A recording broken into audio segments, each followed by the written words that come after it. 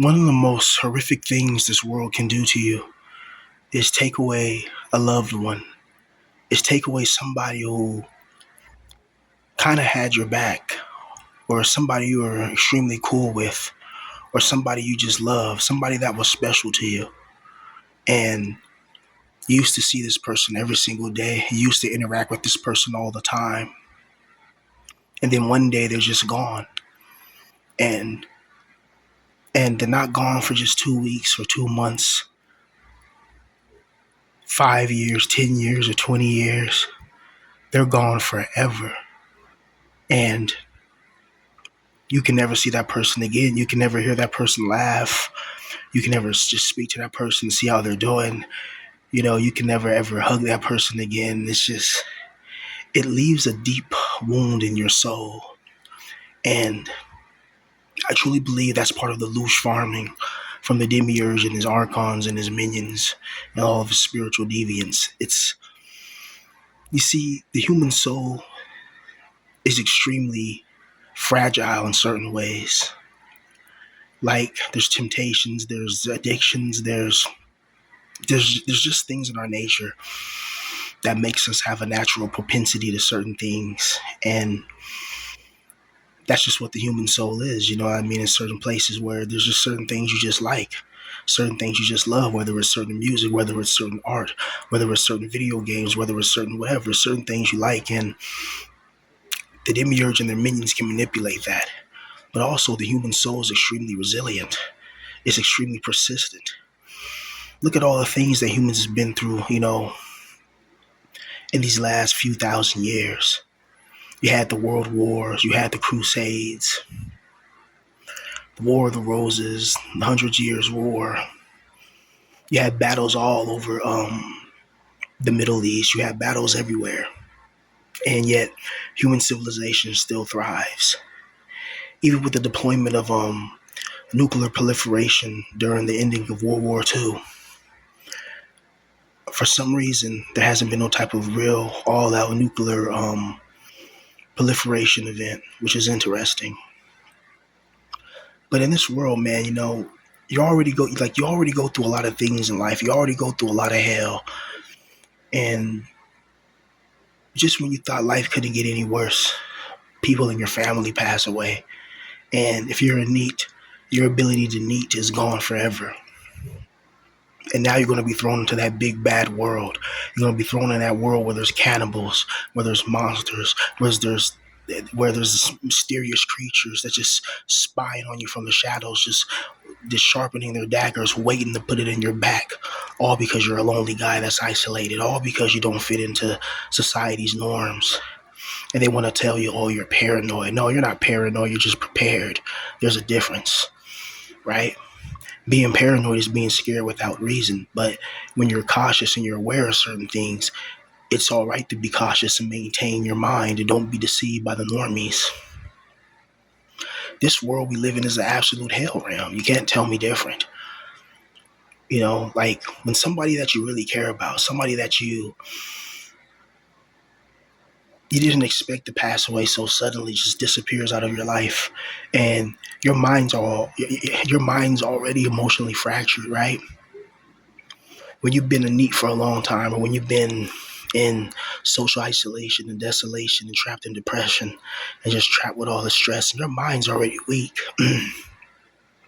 And you would think a loving, caring God would take pity on that and be like, this person's already weak. They don't need people passing away in their life and being just destroyed or whatever. But this being allows things to happen. This evil entity allows people to just pass away in your family just so, simultaneously, just one after the other. And and then you got to face homelessness, and then you got to face this, you got to face that. It's like, it's really designed to break you. This whole entire galaxy, this whole entire dimension is designed to break us, man.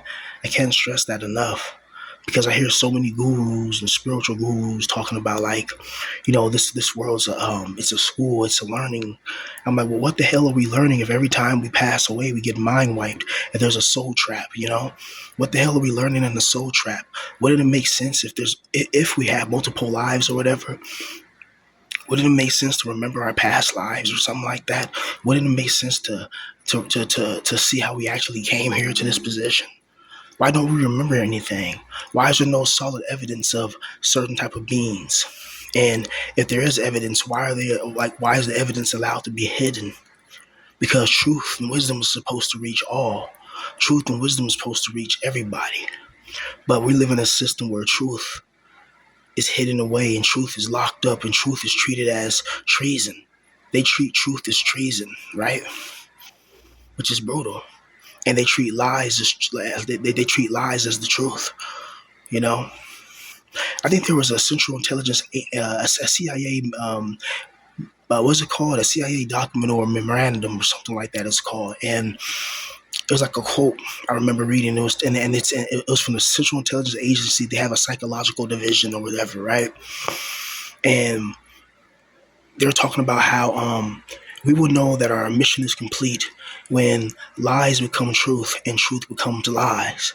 That's like an actual quote, and I'm just looking. I'm thinking like, if the CIA is so bold to say this out loud, then you have like the FBI who knew about the people on Epstein's Island and they were purposely hiding those people. So it's like they're all in on it together. And meanwhile, you as a regular person, if you so much as like crash out or mess up in life, life is going to punish you. And those same people that are speaking justice and truth and righteousness, those same people will be the first ones to attack you. And they don't care if you lost somebody in your life. They don't care if you're facing poverty. They don't care if you're facing homelessness. They don't care if you're facing mental degradation. They don't care if you're facing mental annihilation. They don't care if you're facing any type of situation that doesn't benefit them. And that's the world you're going to live in. That's the world you're going to have to inherit. I don't know. I don't understand how people can't see what this reality really is. It's custom designed to be as devious as hell. It's custom designed to be as painful and as wicked as hell. You know, there's small copes in life, man, that keeps us going.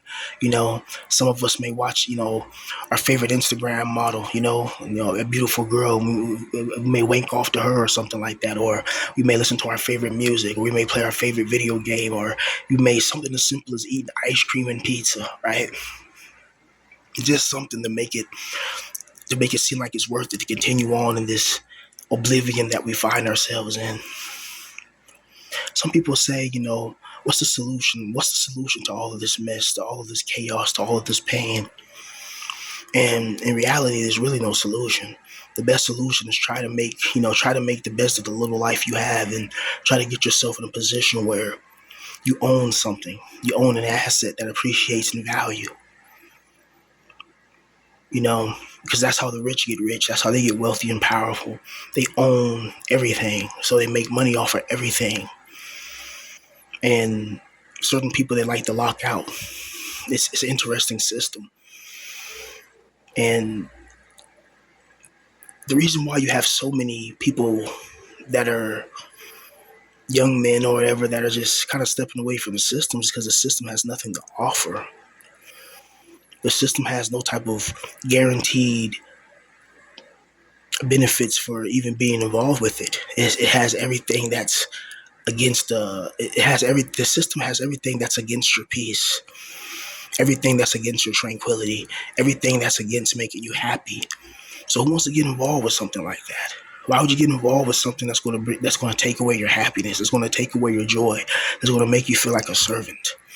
It's going to just rob and drain your soul dry. I think people a long time ago, like after they openly got, openly got rid of the kings and queens in some countries, even though they're just replaced with the politicians now, right? But I like to think that maybe if people pushed back more in those ancient days and didn't just settle for just the typical norm. But we all know how hard it is to change certain mindsets in certain generations. That's why you still have boomers who are telling people in their early 20s, they're telling people 22 years old, how come you don't have a house yet? How come you're not married yet? How come blah, blah, blah? And it's like, this person is 22 years old and you're asking them that. Like, are you crazy? It's not being 22 in 1952. It's being 22 in 2026. It's a total different ball game. The economy's down the shitter. These jobs don't want to hire just anybody. You'll try to fill an application in, go to the interview, and then they don't call you or they ghost you. Or there's just ghost jobs where you apply, but the job doesn't even exist, really. They're just collecting your dang information, pretty much. And it's like, wow, wow, what a broken system, honestly. Like, it's anything that benefits, a select few. Of course, it's going to cause a conspiracy. Of course, it's going to cause a consolidation of power, wealth, and influence. You know, it's not some mysterious cryptid thing. It's out in the daylight, man. Everybody can see it. But it's absolutely ridiculous, bro, that going through all these situations in life, it just feels meaningless at times. It just doesn't feel right. It just feels like, okay, what's the point of that? Why did that happen? Why did that have to happen? Why did I have to feel those certain type of emotions or those negative emotional fluctuations? Why did I have to feel that? Because there's people that never felt that and they're way more successful than I am. Like, going through negative things and negative events and negative, you know, just negative situations in life, it kind of sabotages you emotionally, honestly. The more bad things you go through in life, the more your confidence is lowered, the more you lose belief in yourself. But like the more good things you go in life, like having a beautiful girlfriend, having a lot of money, having social status, and having the right looks, if you're lucky enough, that's going to boost your confidence all the way. Then if you're somebody who's always been socially awkward and rejected and dejected by life, and people always were talking about, your family's calling you a loser, they're talking behind your back, that, they every time you come in the room, they give you that look because you don't have a job yet. You already know what I mean. You always hear that talk. Um, it sucks when you're a grown man and you're trying to find a job and you can't find it. That's like one of the worst things that can actually happen, right? And especially in this economy, like you're not going to find a job that you like either, right? You're gonna have to find something that you just have to find something to just put food on the table, put some food on the plate. And that's like a brutal situation to live in, just knowing that there's somebody out there that's playing a video game on stream that's probably making thousands, if not hundreds of thousands of dollars a month. And they have multiple business digital assets. They have multiple things compiling up. Hell, they probably own homes, some of them, you know? And those people are the outliers though. We have to pass that wealth around, when people actually have the talent and skills and the attributes to match it, right? And the wealthy have to be taxed just as much as the poor. Having somebody who has like $200 billion is absolutely ridiculous. That's a ridiculous amount of money to have. $200 billion, like people like Elon Musk, like that's. I think he even has more than that, honestly. But that's just absolutely ridiculous to have that much wealth, that much power, and that much consolidation, that much connections. Like, you can basically dictate governments from the shadows with that, and that's exactly that we. That's exactly what's going on now. What we see going on now.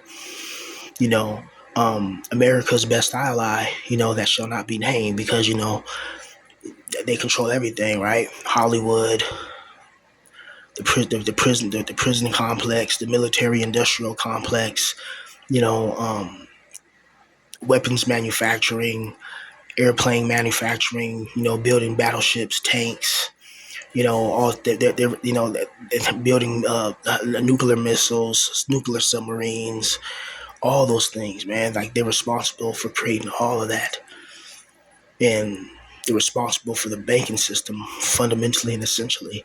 Once you run the banking system, you run the entire world, honestly. And these people, it seems like from the shadows, with the guidance of their God and their Lord and Savior, the Demiurge, it feels like they design a world to cause as much pain and agony as possible. I mean, like, if you just, I started to think, I looked at my life and I started thinking about all the years, like 10 years ago, 15 years ago, and even when I was younger, right? And I started seeing situations where it felt like the demiurge, or it felt like this evil being or evil creature was actually affecting my life in a negative way. Like, every time I got kicked out of class when I wasn't even talking, I remember, like, right before that, being in a good mood. You know, like let's say the day before I just got a new video game, and then I'm in class and I'm just the whole day I'm in a good mood because I can't wait to go home and play that video game. And then all of a sudden, like I'm in my own mind and I get kicked out of class for no apparent reason when I'm not even talking. And it's like, and that used to happen a lot. And I used to think, even when I was younger, I used to think, am I crazy? It's like every time I get happy, bad things happen. Like, I was thinking that as a kid, but it didn't really click until I got older. And then once I got older, it just started to click. Like, there's a correlation to that. Every time you feel like extreme happiness, there's always something that's going to bring that down. And it's brutal because guys in our position, like, we rarely get wins, we rarely get happiness, we rarely get peace. Most of the time, we get chaos. Most of the time, we get constant depression and anxiety. Most of the time, we get loneliness and isolation. And that feeling just, man, it breaks you down over time, bro. It really does. I think being depressed so long, it really does emasculate you in a lot of ways. Like, it emasculates you in like social ways where women like a guy that's socially confident, right? Not somebody that's like a social recluse, like, But at the same time, it's all about looks too. Because if you look like the Hunchback of Notre Dame and you're shy, you're going to be called a weirdo. You're going to be called, something that's strange, But if you're like an attractive guy and you're shy, then you're going to be called, oh, he's mysterious, or something like that, something positive with a positive connotation and association. It's absolutely brutal how this world works, but that's just the way it is, man. And the more you think about it, the more you see that the direction of the world is going through hell. And they still want you to try to participate. Like, they still want you to, pay rent, pay bills, pay this, pay that. And you can see the world is going towards just an all-out chaotic event that's probably going to come up due to all of these you got these sanctions, you got the rise of inflation, you got the military doing all types of things overseas, you got the Navy involved with things, you got everything that's just it's all consolidated into one big thing. And I feel like if it'd be interesting in my lifetime if I see like a world war, right? Because like I study a lot of World War II and World War One and the wars before that, right? Like I love history. I'm a student of history because I feel like you have to know history to understand the future. Because usually what happens in history is going to kind of repeat itself. It may not like rhyme exactly, but it's definitely going to repeat itself. So we're already seeing like the beginnings of a third world war. Pretty much is already active, really. It's just like there's no type of civilian like cities has been hit yet. It's not like let's say like a nuclear missile in New York or something like that goes off, like something like that, right? That hasn't happened, So it's not like a like one of those all out world wars yet, where like the civilians, like American citizens, are facing like everyday struggles. Because that's gonna be very interesting. Like I really wonder how long the country will last. If all the power goes out, you can't get no food, the medicine starts to run out, it's going to be chaos. It's going to be absolute and utter chaos, man. And then imagine if they release some type of virus or something at the same time. Let's say they release some type of some type of chemical missile or something like that, right? Let's just say theoretically they release a zombie bomb. Let's just say that's real. Let's just play a fantasy game or whatever, right? Let's just say it's classified and hidden away, and they have some type of chemical machine that can pretty much neutralize somebody, but keep a little bit of their consciousness, you know. And they turn it, and like their flesh slowly decays or whatever it is, whatever virus or something like that, right? And that'd be interesting to see because some plants, um, some plants have like these little parasites that be going inside insects and like they take control of their brain, which is crazy. You go ahead and look that up, but it's crazy. Like there's parasites that can do that to plants and like animals and stuff, like small animals or whatever. Imagine what they can do if they can take it to some classified biolab, right? The possibilities are endless when it's classified and hidden away underground. I guarantee you there's some mad scientist somewhere for some government sector or some private secret society sector creating all types of things and, finding all types of secrets out. But it's interesting how a lot of us, man, I guarantee if we were just in a different like environment, if we were just in a different type of ecosystem, a lot of us probably would have been a lot more successful financially, I believe. Because I see so many talented people who have like autistic tendencies or they're kind of socially isolated, and they'll be some of the most talented people, and some of them being the most coolest people you'll ever meet. And it's just like I feel like it's a waste of talent to not do what you truly love for a living, because what you love for a living is going to make you the most money if you really love it. Because that's what you do. That's what you do for a living. But if what you do for a living is bringing you all types of stress, pain, anxiety, and this, that, and the third, which a lot of Americans complain about, a lot of people worldwide complain about, and they feel like their lives feel unsatisfied. They feel like their lives don't feel fulfilled because it's really not. Because fulfillment in life comes from joy. You can't be miserable every single day and depressed and think you're going to have fulfillment in life. It doesn't even make any sense. That's like a car trying to drive off with no engine. It doesn't make any sense, man. And this world doesn't make any sense. I mean, think about it. Like, what are the chances of we actually existing? Having the capacity and complexity to think complex thoughts and analyze them, to look around at our existence and question it, to question the gods, to question power, to question reality itself, right? Like, what does that mean that humans can express, the power of the soul through music? We can write books, we can create things. We can, like, as humans can create cities, they can create all types of different things as a human being. And then there's many types of human beings, and each human being is stronger in something and weaker in the other thing, right? And that's what makes like humanity strong. If humanity would unite.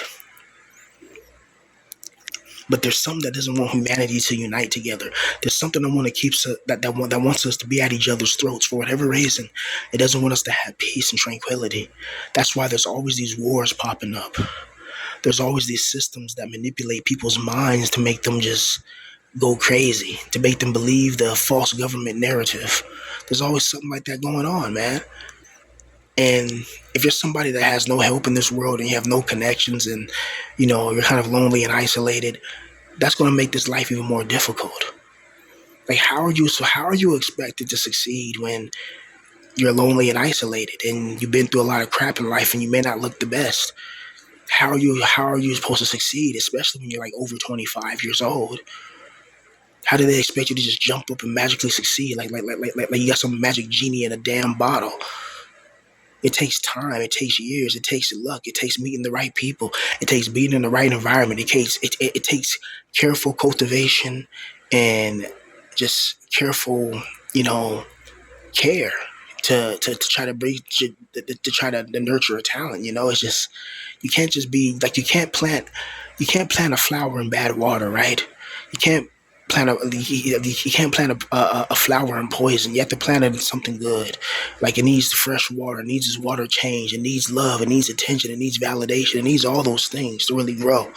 Otherwise, if you neglect the plant when it grows, if you neglect the soul when it's trying to grow, well, it's not going to be fully developed, But if you take a soul, you take a flower and you nourish it, then they're able to grow. And a lot of us, we don't have that soul spiritual nourishment.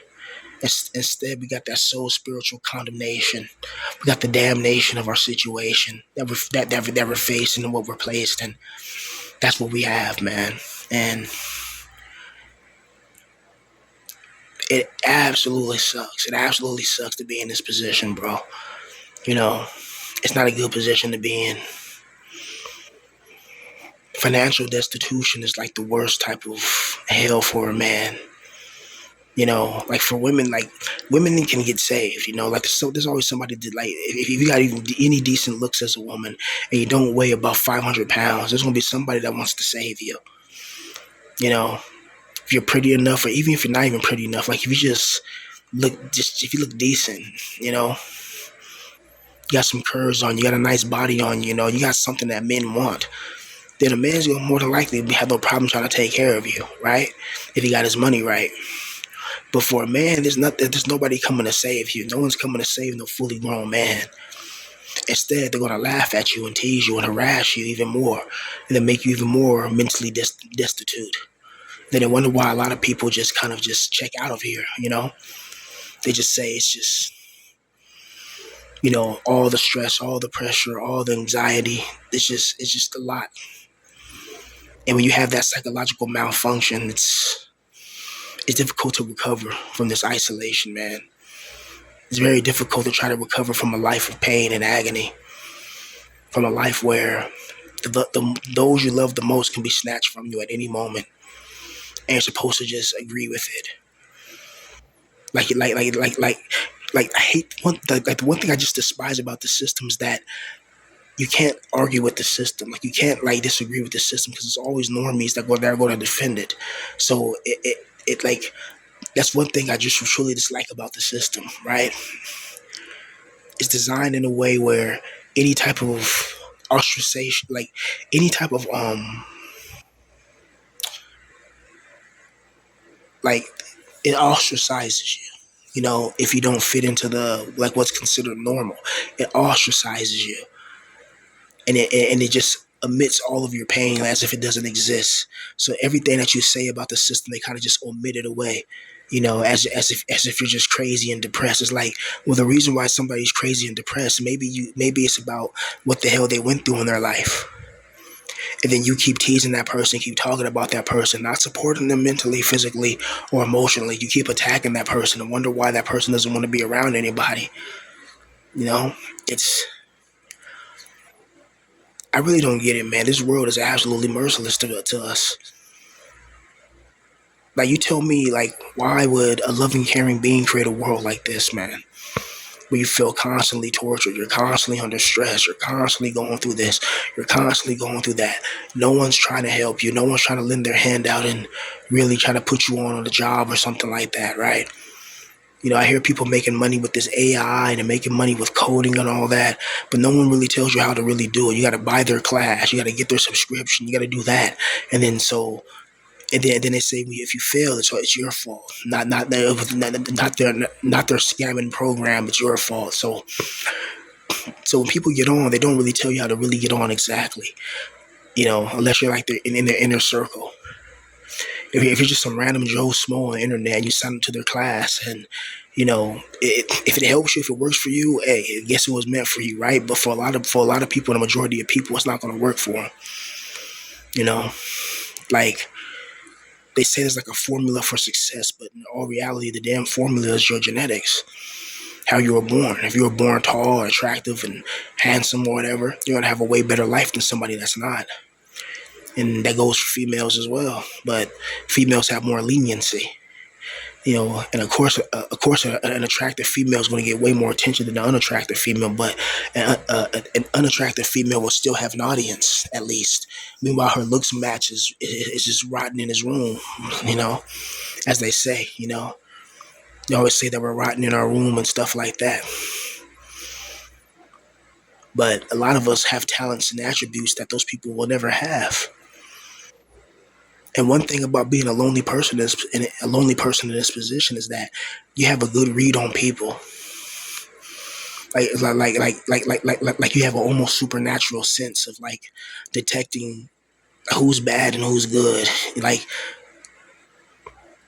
it's like you have a good idea of detecting people's motives, detecting what they're really about. If there's any type of hidden agendas, or there's little secrets inside the dang closet, or secrets inside the damn cave, or secrets inside the space station. You want to see you can see people. You can just read people very well. And you're just like, huh, this person's a good person, this person's a bad person. Or this person's this person. It's like your intuition. It's like your sixth sense. You have to trust that. In this society, they tell you don't trust that. Instead, don't trust your lying eyes and don't trust your lying ears. Trust the government infrastructure. Trust the government. And it's like, nah, man, that's brainwashing. you know, there's a book. It's called Mind War by Michael Aquino. And It talks about the CIA's psychological operations and how they can utilize frequencies and certain frequencies to make people like more conducive to believe a lie. It's crazy. Like they have a whole science behind it. And like what I just said sounds crazy and like what? But the damn CIA have a whole type of program just dedicated to mind control tactics, you know, and using certain energy frequencies to make people more susceptible to lies and stuff by the government. It's crazy. You know, like there's a lot of weird stuff in this world that we don't know about. And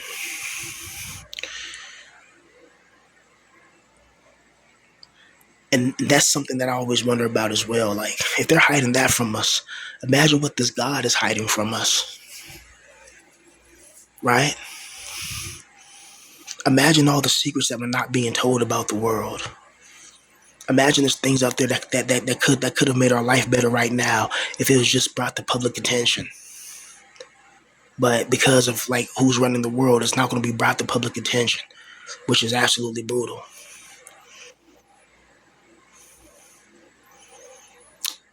I think in the future when they have those sex robots or whatever, a lot of men are gonna be buying those. You know, can you imagine like a beautiful robot type girl that's very like human like? That's going to that's going to sell like hotcakes in the future. I guarantee it. I guarantee so many people are gonna buy it, and so many people are gonna be happy for it, right? Because for the average guy and the average Joe, man, dating is just like an abyssal. It's like an abyssal warfare. Honestly, humanity is just involved. It's like humanity devolved into insanity, not evolved. And it's because you know we're being manipulated from the shadows by these interdimensional beings and these invisible things. As crazy as that sounds, this is all not just some random hiccups. No, it's too complex and too precise to be random. Something created this on purpose, and it seems like it's like some advanced torture method. That's what it honestly seems like. So try to keep your head up on this battlefield, man, and try to just keep doing your copes, man, because that's all we have in the end. A lot of us, man, damn, if we'd have just had the right people around us, we would have been very successful. And our lives would have been absolutely amazing, I think. Well, if it wouldn't be amazing, then it would be at least bearable. Because right now, this shit is absolutely unbearable and it's terrible.